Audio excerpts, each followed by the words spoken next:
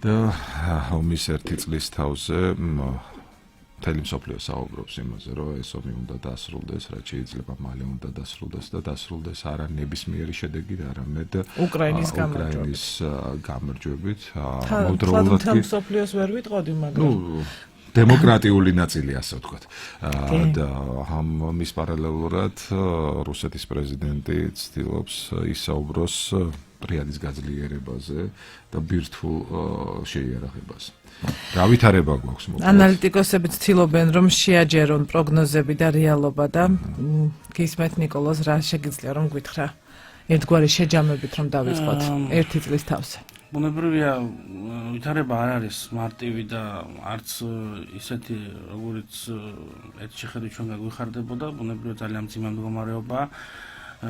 თუმცა მინდა გითხრათ რომ ის რასაც რუსეთი მოელოდა თავიდანვე პირველივე დღეებიდან ბლიცკრიგი ეგრეთ წოდებული ჩავარდა ბუნებრივია და ამაზე ძალიან რთულ ამ ეტაპზე ძალიან რთულ ფსიქოლოგიურ მდგომარეობაში ყოფება მათ შორის რუსეთის ხელისუფლება. რატომ? იმიტომ პირველ რიგში რომ მათ გადაჭარბებულად მოლოდინი ჰქონდა თავისი ჯარის სიძლიერის, თუმცა ალბათ არ დავმალავდა ჩვენც ჰქონდა რაღაც გარკვეული მოლოდინები და ეს მოლოდინები არ გამართა ძალიან დიდი კორუფცია. ნიკოლოზ, ბოდიში, ჩაგერთო მე ვფიქრობ პირადად რომ რუსეთს უფრო იმედი ჰქონდა რომ უკრაინა იქნებოდა იმდენად სუსტი რომ ის დანებდებოდა, ასე ვთქვათ და უფრო პრორუსული ძალები აქტიურობდნენ. არის კრახი რუსული სამხედრო ელიტის და პოლიტიკის მათ შორის, რა თქმა უნდა, საგარეო დაზვერვა მათი, რომელიც ჩავარდა პირველ რიგში და მათ არ ჰქონდათ ზუსტი მონაცემები, იმიტომ რომ ნუ როცა ხმამაღლა საუბრობ დედაქალაქის აღებაზე ბუნებრივია აქ რაღაცას უნდა ეყნობოდა და ესეც ჩავარდა ეს მათი გარკვეული მოლოდინები. 2014 წლის შემდგომ უკრაინამ იცოდა რომ დადგებოდა ეს დღე, რა თქმა უნდა ისინი ამას მოელოდნენ, ისინი ამისთვის ემზადებოდნენ ძალიან მნიშვნელოვნად ესე ვთქვათ თავის პარტნიორებთან ერთად და ძალიან დიდი ხისტი დაპირისპირება გაუმართეს რუსეთს, ასე ვთქვათ. რუსეთში გამოქვეყნებული, როგორც მოგეხსენებათ, აი ეს ელიტარული კორუფცია ეგრეთ წოდებული, თუმცა არა მარტო ელიტარული, არამედ სრული კორუფცია ძალიან მნიშვნელოვანი იყო. არაერთი მათ შორის მხატვრული ფილმიც ასახავს ამ მდგომარეობას, დოკუმენტური ფილმები, თუმცა ეს არ საუბრობენ პოლიტიკური ელიტის, არ საუბრობდნენ უბრალოდ და პუტინის რიტორიკას უკვე ეტყობა რომ ის უკვე ყოფილი არის თავისი სამხედრო გენერალიტეტი პირველ რიგში, იმიტომ რომ იქ იმოდენა კორუფციას უფევს რომ ფაქტობრივად ჯარი დემორალიზირებული არის. ნუ პირველ რიგში ესეც გასაგებია, იმიტომ რომ ალბათ ჯარისკაცები რომლებიც იბრძვიან რუსეთის მხარეს აქვს გარკვეული განცდა იმისა რომ ისინი არაფრის გამო მიდიან და იღუპებიან. მოტივაცია. მეორე მხარეს უკრაინას აქვს ძალიან დიდი მოტივაცია, იმიტომ რომ ის სამშობლოს იცავს და აქ გაურკვეველი ამბავი არის, იმიტომ რომ ფაქტობრივად რისთვის ერთი ადამიანის ამბიციისთვის მიდის ამოდენა დაპირისპირება, იმიტომ რომ ფაქტობრივად რაც უნდა ჩვენ ვისაუბროთ უკრაინაზე, ჩვენ ვერ დავინახავთ ერთ რაღაც ისეთ საფრთხეს რომელიც ნაციონალისტური თითქოს რაღაც იდეოლოგია რომელსაც თქვა და უკრაინა აი ეს აბსოლუტურად გამოგონილი ამბავია, იმიტომ რომ არანაირი ნაციონალისტური ჯგუფები იმოდენა საფრთხეს რუსეთს არ წარმოადგენენ, თქვა არიან გარკვეული ჯგუფები, რა თქმა უნდა, ამას მაგრამ თუმცა ეს არის ძალიან უსუსური არგუმენტი მათი მხრიდან თითქოს ამის დაძლევისთვის და რაღაც რუსული საზღვრების დაცვისთვის და რუსული სახელმწიფოს დაცვისთვის. ეს არის ჩვეულებრივი კამპანია, ერთადერთი სახელმწიფო რომელიც მსოფლიოში თავის ტერიტორიებს ომის ხარჯზე ზრდის, ეს არის რუსეთის ფედერაცია სამწუხაროდ. ჩვენ დავინახეთ ეს 2008 წელს, თუმცა 2008 წელს საბოლოო გამოხმაურება ისეთი მასშტაბური არ იყო, იმიტომ რომ ბევრი ფაქტორები არის ამის და გამო, შეიძლება ჩვენ ვერ ვიაქტიურეთ საერთაშორისო დონეზე ესეც შეიძლება იყოს, შეიძლება ტექნოლოგიურად ვერ მოხერხდა ეს, იმიტომ რომ დღეს ტექნოლოგიები გაცილებით უფრო მდიდარი არის და ფაქტობრივად ომის თეატრს ჩვენ პირდაპირ ეთერში უყურებთ და ჩვენ არ გაიზიარა მსოფლიომ ქართული ტრაგედია. შეიძლება მასშტაბები არ დაიჯერა. ხო, ან აპატია, ან რაღაც მსგავსი ფაქტორი რუსეთს და ჩვენ და აფრთხილებდნენ ადამიანები მათ, რომ აი საოცრად აი კადრები თუ კი ამოიღებ თქვათ იგივე კადრებს 2008 წლის რუსთაველის მოედნიდან პარლამენტის მიმდებარე ტერიტორია, როცა პრეზიდენტები სიტყვით გამოდიან, კაჩინსკიც და სხვაებიც ამბობენ, რომ უკრაინა, პოლონეთი, ბალტიისპირეთის ქვეყნები აუცილებლად დადგებიან საქართველოს შემდგომ და ეს ამაზე საუბრობდა ყველა. დაიწყო 2014 წლის მაიდანის პროცესებიდან და დასრულდა უკვე ფართომასშტაბიანი შემოჭრით. შეიძლება ითქვას, რომ სამწუხაროდ უკრაინელი მოსახლეობაც არ მოელოდა ამ ამბავს, იმიტომ რომ მათ განსაკუთრებით არის რუსული ნაწილი, თუმცა დღეს ისინი რადიკალურად იცვლიან პოზიციას და ხვდებიან, რომ მათი არამეგობრული და მოძმე ერი არის რუსეთი ამ შემთხვევაში, არამედ პირდაპირ მტერი და აგრესორი, რომელიც ვლამობს არა მხოლოდ გარკვეული ტერიტორიების და პრობლემის მოგვარებას, სპეცოპერაციას უწოდებენ, პირდაპირ რომ არ უწოდებენ ამ ამბავს, ხო ისინი, როგორც საქართველოში ამბობენ, რომ ეს არის გარკვეული კამპანია, საქართველოშიც ესე დაარქვეს მათ, მშვიდობის უზრუნველყოფისთვის კამპანია იყო საქართველოში, იქაც მსგავსი ფაქტორი არის, ანუ ისინი დღემდე არ არქმევენ ამას ფართომასშტაბიან საომარ ოპერაციებს, ეს ისინი ფიქრობენ, რომ ეს არის დროებითი მოქმედება, თუმცა არავითარ შემთხვევაში მათი რიტორიკიდან ისმის, რომ საბოლოო მიზანი მათი არის დედაქალაქის აღება, თავისი ხელისუფლების დასმა და ფაქტობრივად უკრაინული სახელმწიფოებრიობის მოშლა. რაც თავის მხრივ ბუნებრივია თუ კი გამოვა და მე ვფიქრობ, რომ ვერ გამოვა, არის წინაპირობა საბჭოთა კავშირის შექმნისა თავიდან, ახალი გარკვეული მოდელი საბჭოთა კავშირის, რადგანაც ამჟამინდელ რუსულ ხელისუფლებას, მათ შორის ამ შემთხვევაში ავტორიტარიზმია ბუნებრივია და საუბარი არის ერთპიროვნების ძალიან დიდ ჭარბძალაუფლებაზე, მიაჩნია, რომ საბჭოთა კავშირის დაშლა ეს იყო ძალიან დიდი გეოპოლიტიკური შეცდომა და აქვს ძალიან დიდი ნოსტალგია საბჭოთა კავშირის, თუმცა ეს არის ჩვეულებრივი კგბ-ს ეგრეთ წოდებული შექმნილი მოდელი, ჩინოვნიკი, რომელიც მოხვდა პოლიტიკაში, ეს ძალიან საშიში ფაქტორია, თავიდანვე საშიში ფაქტორი იყო, თუმცა დროთა განმავლობაში ეს ფაქტორი გაძლიერდა, ძალა მოიკრიბა, თანხა მოიკრიბა, ხალხი მოიკრიბა და ეს ფაქტობრივად მონსტრი არის, რომელსაც ვერაფერი ვერ უპირისპირდება. ხო, ისიც ალბათ ბევრჯერაც გაუვიდა. და სწორედ აქედან გამომდინარე, მან უფლება მისცა საკუთარ თავს. თუმცა ნიკოლოზ, მე სულ ვეწინააღმდეგები ამ პოზიციას რაღაც დოზით, რომ ეს ერთი კაცის პოლიტიკა არ არის, ეს რუსული პოლიტიკაა და ჩვენ სხვა მმართველებიც გვახსოვს საქართველოს ისტორიიდან გამომდინარე, რუსეთის სათავეებში, რომლებსაც ზუსტად ეს დამპყრობლური პოლიტიკა მცირე ერების მიმართ ჩვენს თავზე რაც გაგვივლია და არა მარტო ჩვენს თავზე კავკასიელი ხალხის მიმართაც, როგორ ქონდა, რომ ანუ არ ნიშნავს, რომ ერთი პუტინი ფიქრობს ასე და რუსეთი იმიტომ იქცევა ასე. მე მგონია, რომ რაღაც მხოლოდ ეს ერთი ადამიანის ამბიციების ბრალი არ არის. ეს არის რუსული პოლიტიკა, რომელიც ყოველთვის იყო ასეთი და არაფერი ამაში ახალი არ არის, უბრალოდ ახლა მასშტაბურია და მე მგონი გაშალაფრთები და ძალიან ძლიერია. მიუხედავად იმისა, რომ მთელი მსოფლიო მე მგონი რაღაც დოზით უკვე აღიარებს, რომ ეს ტერორისტული სახელმწიფოა. ცენტრები ბუნებრივია არსებობს, მათ შორის არავინ არ უარყოფს გარკვეული სახელმწიფოების დომინაციას სხვა სახელმწიფოებზე.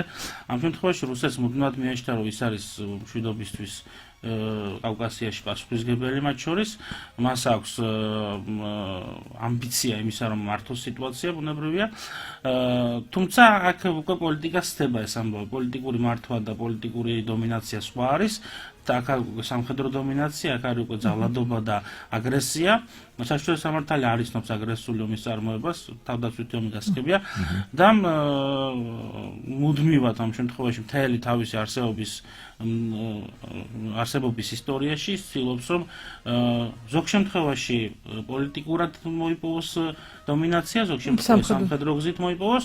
ეს მათი ხელწერა არის ბუნებრივია და ისინი ამაში პრობლემას ვერ ხედავენ. კიდევ ერთხელ ეს არის ერთ-ერთი სახელმწიფო დღეს არსებული, რომელიც თავის ტერიტორიას ომის ხარჯზე ზრდის. თუ კი ვიღაცა ცდილობს ეკონომიკურად თქვა თავისი გავლენა მოახდინოს, რესურსები ჭარბობს რაღაც ქვეყნების, ეს ყველამ ვიცით უკვე ეს არ არის, ამაზე არ საუბრობთ, თორემ ხო ყველამ ვიცით, რომ გარკვეული ფინანსური რესურსი სხვადასხვა სახელმწიფოების გავლენა ამით მოიპოვება, მაგრამ ესენი ჯერ კიდევ არიან რამოდენიმე სახელმწიფოს, რამოდენიმე საუკუნის უკან თავის განვითარებითაც, თავის და იდეოლოგიითაც, იმიტომ რომ ეს ხისტი ძალის იყრა ჩვენ ხედავთ რამოდენად დიდი უბედურება ტრიალებს დღეს უკრაინაში, ხო აქ არის უდანაშაულო ადამიანთა მსხვერპლი, აქ არის ძალიან დიდი ადამიანური ტრაგედია თავის. რა მარტო სახელმწიფოებრივი, არამედ ადამიანური ტრაგედია, იმიტომ რომ ის კადრები, რომელიც ჩვენ ვიხილეთ და ამბობენ, რომ კიდევ უამრავ საშინელ კადრს ვიხილავთ, რაც ხდება იქ, რაც ვერ ვნახეთ ჯერჯერობით, იმიტომ რომ ვერ მოხერხდა იქ შესვლა, ისეთ კადრებს ვიხილავთ, რომ ეს იქნება გაცილებით უფრო მასშტაბური დანაშაული, ვიდრე ეს იყო მეორე მსოფლიო ომის დანაშაულებები, თუმცა, ამის შედარება გარკვეულწილად 21 საუკუნეში ჩემთვის წარმოუდგენელი, იმიტომ რომ ის იმედოდ დავტოვეთ იმ წარსულში, თქვა, იგივე ნაციზმი, ფაშიზმი და ის რეჟიმები, რომელიც 20 საუკუნეში იყო, იმედოდ დავტოვეთ წარსულში, რომ ის იყო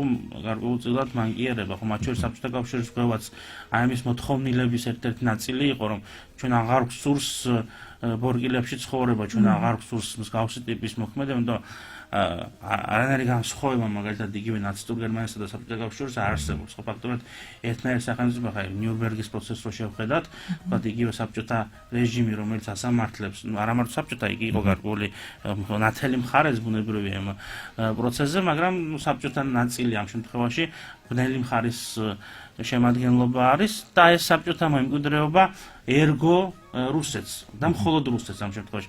საბედნიეროდ საქართველოს იდეოლოგიის ნაწილში და ჩვენ ხედავთ მათ შორის ჩატარებულ განკვლევებსაც, რომელიც მიუთითებს თქვა ადამიანთა დამოკიდებულებას მათ შორის თავისუფლების მიმართ, თუ გინდა ევროკავშირის მიმართ სწრაფვა, რამოდენად დიდი პროცენტი გვაქვს დღემდე და ეს უცვლელი შემადგენლობა არის და მოთხოვნილება ჩვენი ქვეყნისა. ჩვენ ხედავთ, რომ ქართული სახელმწიფო განთავისუფლდა ამ მარწუხებისაგან, რომელიც გულისხმობს ლტოლვას საბჭოთა კავშირისკენ. ჩვენ გაცილებით ბევრს მივახციეთ პოსტსაბჭოთა სივრცეში შეიძლება ითქვას და ეს ზუსტად რუსული გაკვეთილების დამსახურებაც არის პრინციპში, იმიტომ რომ ხალხი ხედავს სად არის სინათლე და სად არის სიბნელე. ამ პერიოდში საქართველოს მოქალაქეებმა დაინახეს ვინ დგას ამ შემთხვევაში სინათლის მხარეს. და ხვალინდელი დღეც სწორედ ამ სანამ ხვალინდელ დღეზე გადავალს გეხვეწებთ ერთი ასეთი კითხვა კი არ მაქვს, შეჯამება მინდა, რომ ერთი წელი გავიდა კატასტროფის დაწყებიდან და რაც მიმდინარეობს უდანაშაულო ადამიანების სიცოცხლის წართმევა ვიღაცის ამბიციების გამო და მსოფლიო როგორია დღეს, როგორი იყო ომის დაწყების წინ და როგორია დღეს გარკვეული სახელმწიფოები, ის ალიანსები და ასე შემდეგ, მოკლედ რომ გავაკეთოთ მიმოხილვა. სოფლიო გაცილებით უფრო ფხიზელია ვიდრე იყო ომის დაწყებამდე, იმიტომ რომ სოფლიომ დაინახა საშიშროება, რომელიც რუსეთიდან მომდინარეობს. ბუნებრივია, არავინ არ არის დაზღვეული უკვე სოფლიო, პოლონეთის გავლენა, მაგრამ პოლონეთში ვიყავ რამოდენიმე თვის წინ და იქ უკვე შიშიზარები რეკავენ, იმიტომ რომ მანამდე არ იყო ესეთი ტიპის ამბავი. ნატოს ქვეყანა არის, ნატოს წევრი ქვეყანა არის და ისინი ფხიზლად არიან. სოფლიო დღეს გაცილებით ფხიზელი არის, თუმცა მე ვფიქრობ, რომ არასაკმარისად, და მე ვფიქრობ, უკრაინას მეტი მხარდაჭერა სჭირდება, განსაკუთრებით სამხედრო მხარდაჭერა. ამაზე მუდმივად საუბრობს უკრაინის პრეზიდენტი, ის მოითხოვს მეტ მხარდაჭერას განსაკუთრებით სამხედრო ძალის თვალსაზრისით. უკრაინას არ აქვს იგივე ვთქვათ ავიაციის პრობლემა აქვს ეს დისტანციაზე მსროლელი სარაკეტო დანადგარების პრობლემა, ძალიან ტანკების პრობლემა, ბევრი პრობლემა არის, უკვე ფაქტობრივად მიუხედავად იმისა, რომ ეს ძალიან ძლიერი სახელმწიფო იყო თავის მხრივ, თავის სამხედრო პოტენციალით და შემადგენლობითაც ახლა 40 მილიონზე მეტი ადამიანი ცხოვრობს უკრაინაში, მიუხედავად ამისა, ეს რესურსი მაინც მილევად რეჟიმშია. მაგრამ აი ეს სიგნალი, რომელიც წამოვიდა მათ შორის ამერიკის პრეზიდენტის ჩასვლა, ეს არის უპრეცედენტო ამბავი მართლაც, იმიტომ რომ ჩვენ არ გვინახია მსგავსი რამ მეორე მსოფლიო ომის დროსაც კი, რომ რომელიმე ზონაში ჩასული იყოს მაგალითად ესეთ ცხელწერტილში განსაკუთრებით, როცა საფრთხე არსებობს პირდაპირ აგრესიის ქვეშ არის ქვეყანა, ეს არის ძალიან მნიშვნელოვანი სიგნალი მათ შორის უკრაინელი ხალხისთვის. ბუნებრივია ეს ომი, მე არ მაქვს ილუზია, რომ მალე დასრულდება და ეს ხანგრძლივი კამპანია იქნება. ბუნებრივია, თუმცა შეიძლება ითქვას, რომ რუსეთისთვისაც ეს კამპანია ძალიან რთული და ძვირი არის. ისინი ხვდებიან, რომ რაც უფრო იწელება ომი, მით უფრო რეჟიმის დასაყრდენი იცლება, იმიტომ რომ ეს რეჟიმი ამომზე არის დამოკიდებული, როგორც გარკვეული პარაზიტები არიან დამოკიდებული და სხვა ობიექტებით იკვებებიან, ეს არის მათი ამ შემთხვევაში მთავარი წერტილი კვების, იმიტომ რომ ისინი ფიქრობდნენ, რომ მათ ამოწურენ ყველანაირი რესურსი ხელისუფლებაში ყოფნის და ეს ომი იქნება მათთვის გარკვეული სტიმული იმისთვის, რომ მათ გააგრძელონ და შეინარჩუნონ ხელისუფლებას. ამიტომ და ეს სისხლის ხარჯზე სურთ მათ ხელისუფლების შეინარჩუნება. და თავის მოსახლეობასაც კი არ ერიდებიან ოფიციალური მონაცემები დღეს წავიკითხეთ 188,000-ზე მეტი ადამიანია სწორედ რუსული მხარისგან. თუმცა ჩვენ ძალიან ჩვენ შემთხვევაში ჩვენაც ავსობნა ვიფხიზლოთ, იმიტომ რომ არ არის მარტივი მდგომარეობა ჩვენთვისაც, ბუნებრივია, იმიტომ რომ ეს ყველაფერი ჩვენზე ძალიან მნიშვნელოვნად მოქმედებს და მე ვფიქრობ, რომ გაცილებით უფრო მეტწილად ჩვენ უნდა გადავერთოთ თავდაცვის გაზრდაზე. არავის არ აქვს ილუზია, რომ საქართველოს გაუწევს მედგარ-წინააღმდეგობას, თუმცა ვფიქრობ, რომ ის რომ საქართველოს არ ყავს ჯარი, საქართველოს არ აქვს რესურსი, ეს არის ძალიან ცუდი ტონი და რიტორიკა. საქართველოს ყავს ძალიან ღირსეული ჯარისკაცები, ძალიან ღირსეული ჯარი და 2008 წლის ომის გამოვლი ქვეყანას მსგავსი რიტორიკით არავინ არ უნდა ესაუბრებოდეს, იმიტომ რომ ჩვენი ჯარისკაცები არიან ძალიან ღირსეულები, ისინი არაერთი მისიაში მონაწილეობენ დღემდე და ეს და დგანან ნათელი მხარეს ამ შემთხვევაში.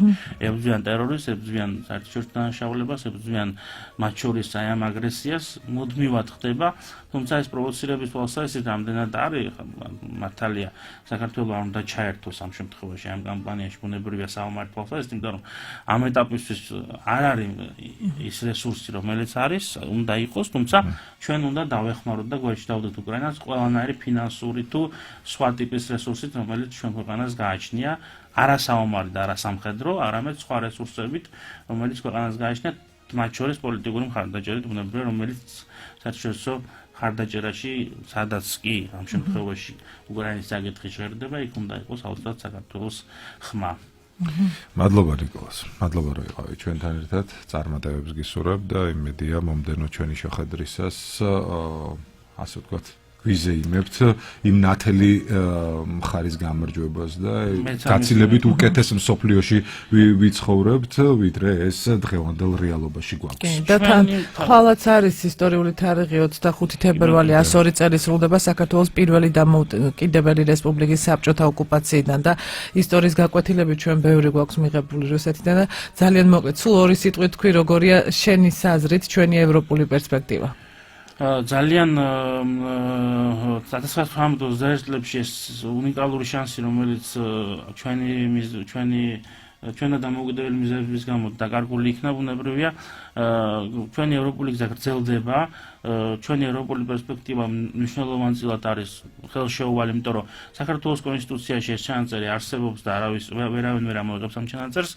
ქართველი ხალხის მოთხოვნა არის ძალიან მკაფიო და ეს არის ევროკავშირში ინტეგრაცია, ეს არის ჩრდილოატლანტიკურ ალიანსში ინტეგრაციის და მათ შორის დაჩქარება, თუმცა ყველაფერი დამოკიდებულია ჩვენს პარტნიორებზე, რამდენად სურთ მათ იხილონ საქართველოს ამ ევროპულ დიდ ოჯახში, იმიტომ რომ ჩვენი გარკვეული გამოწვევა გასცლებთ უფრო მაღლა დგას, კიდევ ერთხელ გავიმეორებ და კიდევ გავიმეორებ, რომ გასცლებთ მაღლა დგას ჩვენი პერსპექტივა, ვიდრე ეს არის მოლდოვა და უკრაინა, მათ შორის დემოკრატიის თვალსაზრისითაც, მათ შორის რეფორმირების თვალსაზრისითაც, გვაქვს ჩვენაც პრობლემები, არავინ არ უარყოფს, თუმცა მე ვფიქრობ, რომ გარკვეული საკითხები არ უნდა იქნეს გადაჭარბებული და ქართველი ხალხის მოთხოვნა, რომ ბოლო-ბოლო კარი გაგვიღონ და მიგვიღონ, მათ შორის 2008 წელს არ იქნა გათავისებული ბუქარესტის სამინდზე, დღეს ევროკავშირისგან ჩვენ ველოდებით პოზიტიურ ზრებს და ვფიქრობ, რომ მათ